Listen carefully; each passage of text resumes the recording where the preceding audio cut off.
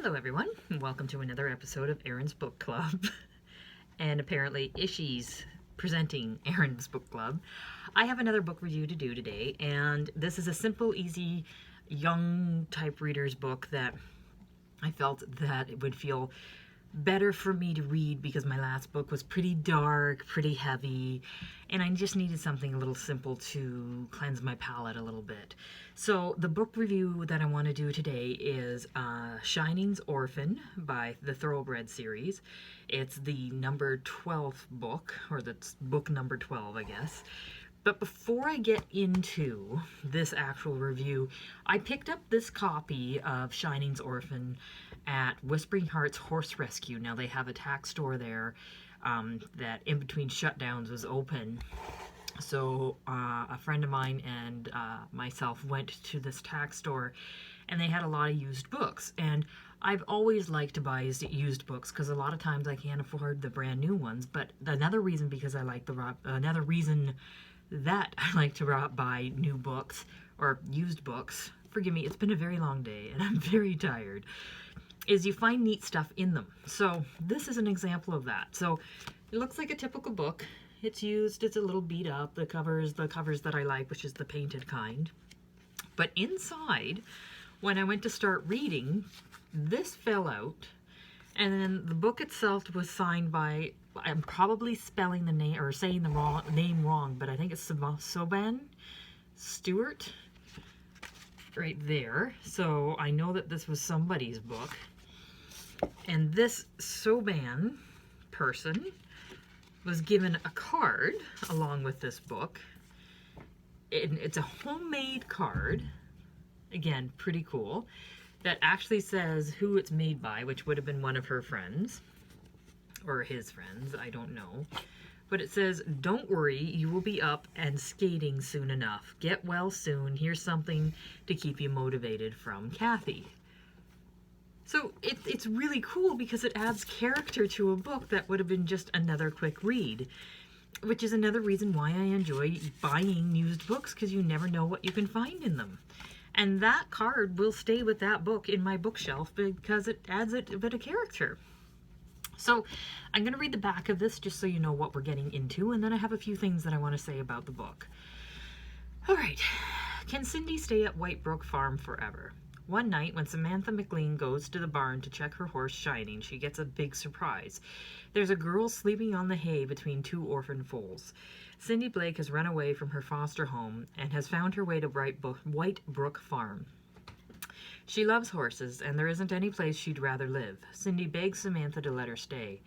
Cindy turns out to be a natural with horses, and she develops a bond with Shining. She thinks she has found the perfect home at last. But when the authorities find out where she is, they want to send her to another foster home. Can Samantha and her friends at Whitebrook find a way to keep Cindy on the farm for good? So it's a very intriguing story, and it's one that I read all in one sitting, which again makes you feel good after reading the harder books.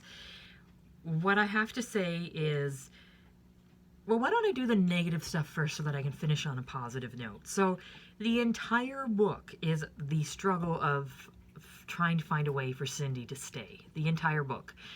And in the last chapter, she's taken away. Like the last chapter, when there's maybe 10 pages left, she's taken away. And there's a lot of description of how sad they are that she's taken away and how awful this is that she's taken away. And then just in the last 2 or 3 pages, her father went to the authorities and now Cindy's back. She can stay for good.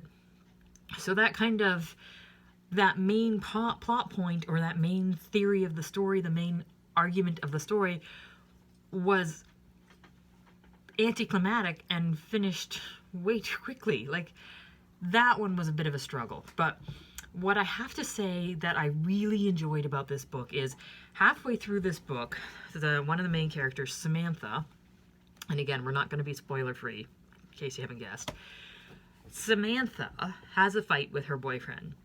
Now, these are probably supposed to be written like late teens, early 20s. And a lot of times with these kind of books, when there's an argument with another member, with your lover, It's a long, drawn-out argument. There's no communication, and it just goes on and on and on, and it's just not very well written. This one was a long argument because, again, there was very little communication. However, there was reasons mitigating that. Like, the boyfriend was in the risk of losing his farm. He had one of his horses sick. The telephone line was down, so he couldn't call her after she had stormed out when she confronted him. But when they did finally have their blowout, the boyfriend drove to Sam's house, and the two of them had a conversation that was very much like, this is why you are feeling this way. I can see why you're feeling this way, but no, I always love you, and I always will love you. Not only that, when she pointed out the reason she was feeling jealous was because of this other girl, he said, yeah, you know what, I was kind of flattered, so I didn't really see how much it was affecting me because I was flattered, but I see it now, and I appreciate how that came across, and you know you're always going to be the one for me. And like, they sat down and had a talk, and it wasn't like you have to shoulder all the blame or she has to shoulder all the blame. It was more of a let's come together and have an understanding, which I think was very well done for an itty-bitty little young audience targeted book. So in the end, I loved the theme there. I really enjoyed the book. I'm going to be ordering the next one once I've posted this online, and I will let you know when I have another book read. Thanks so much, guys. Have a great day.